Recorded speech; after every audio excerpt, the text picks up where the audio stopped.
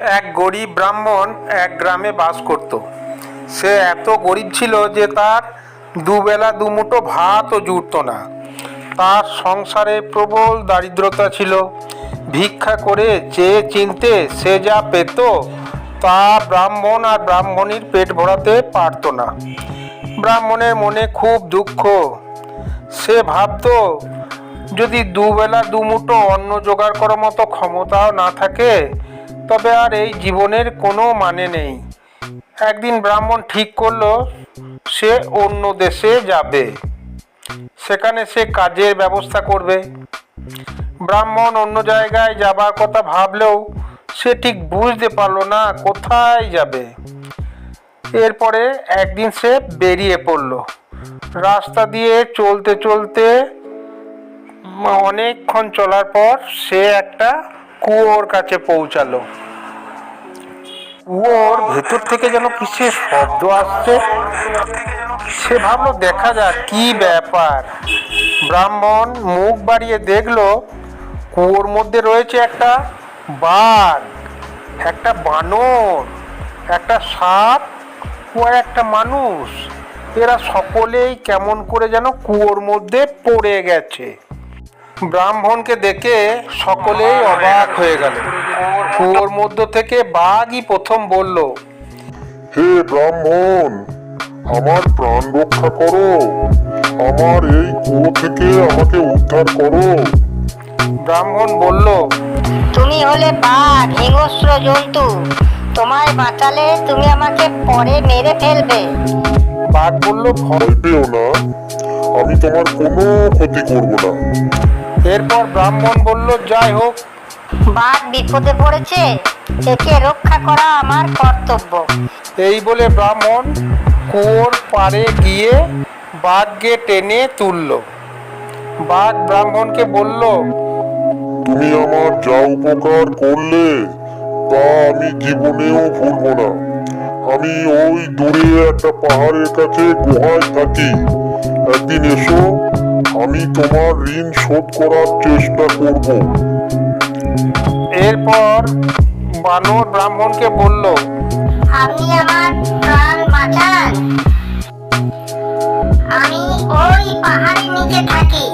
খাবারের প্রয়োজন হলে আসবেন, আমি আপনাকে পেট ভরে ফল খাওয়াবো।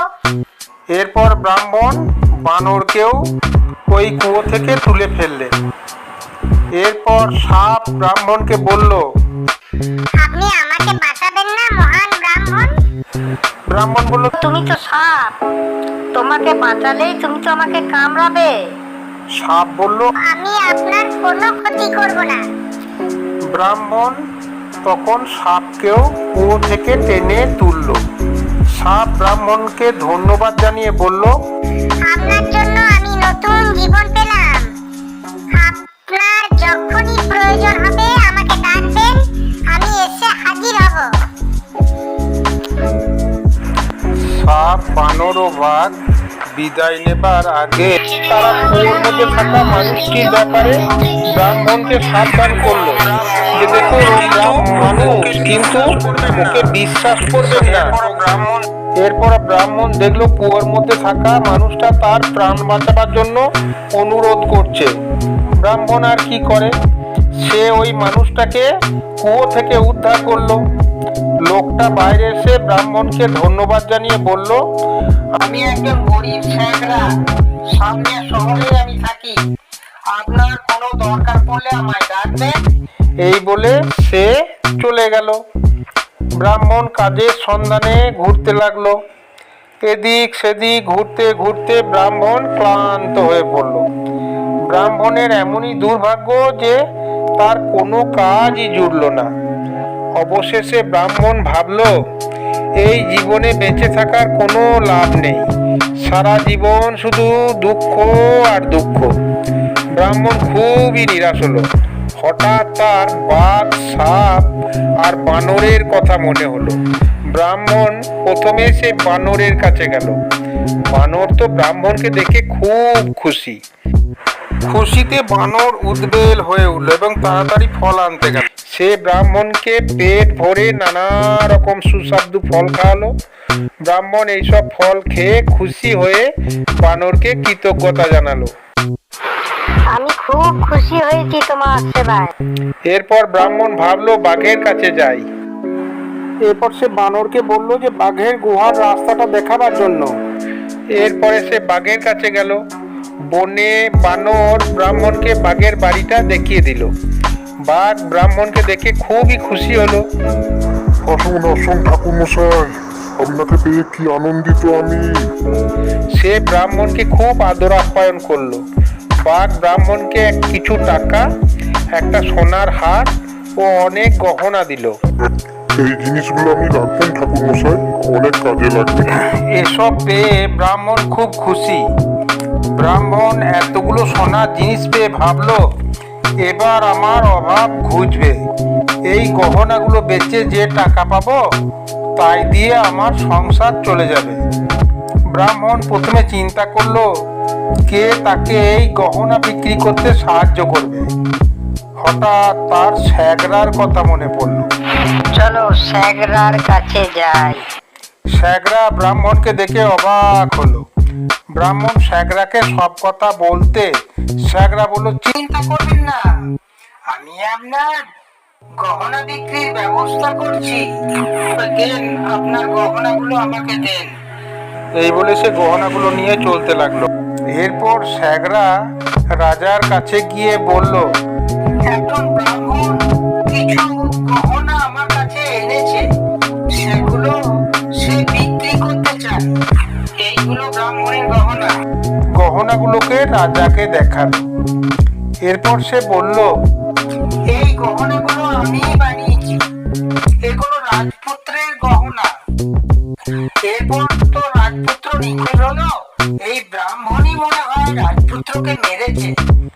রাজা তো এই কথা শুনে ব্রাহ্মণকে ধরে আনতে লোক পাঠালেন। যাও ব্রাহ্মণকে ধরে নিয়ে এসো। ব্রাহ্মণকে ধরে রাজার কাছে আনা হলো। ব্রাহ্মণ বলল, আমি কি অপরাধ করেছি? রাজা বলে, তুমি রাজপুত্রের গহনা চুরি করে তাকে মেরে ফেলেছো। ব্রাহ্মণ বহুবার বোঝাতে চেষ্টা করলো সে নির্দোষ, কিন্তু তার কথা কেউ শুনলো না। চোখের জল মুছতে মুছতে কারাগারে চলে গেল। ব্রাহ্মণের হঠাৎ সাপের কথা মনে পড়লো। ব্রাহ্মণ ভাবলো এই বিপদে তাকে সাপই বাঁচাতে পারবে। সাপকে ডাকতেই সাপ এসে হাজির হলো।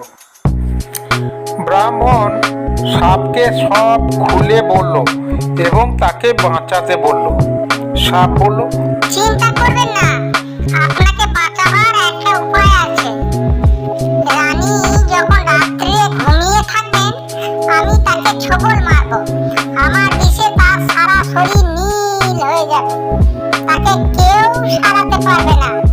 আপনি গিয়ে তার কপালে হাত রাখলে তিনি ভালো হয়ে যাবেন।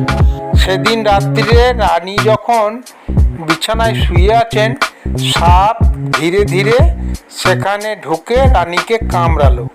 সাপের বিষে রানীর শরীর নীল হয়ে গেল। রানীকে বাঁচাবার জন্য দেশ বিদেশ থেকে হাকিম, বৈদ্য ও চিকিৎসক আনা হলো। তারা বহু চেষ্টা করেও রানীকে সুস্থ করতে পারল না। ব্রাহ্মণ সেই কারাগার থেকে তখন বলল, আমি রানীকে সুস্থ করে তুলতে পারি।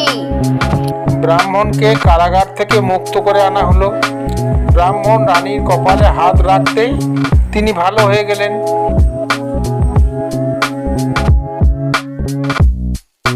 এরপর ব্রাহ্মণ রাজাকে স্যাগরার সব কথা বলে বোঝালেন বিনা কারণে কিভাবে সে কারাগারে বন্দী হয়েছে। রাজা তো সব শুনে রেগে আগুন। এরপর স্যাগরাকে ডেকে এনে কড়া সাজা দেয়া হলো। রাজা ব্রাহ্মণকে দিলেন একটা বড় বাড়ি, প্রচুর টাকা পয়সা ও গয়নাগাটি দিলেন। ব্রাহ্মণ সেখানে ব্রাহ্মণীকে নিয়ে মনের আনন্দে বাস করতে লাগলেন।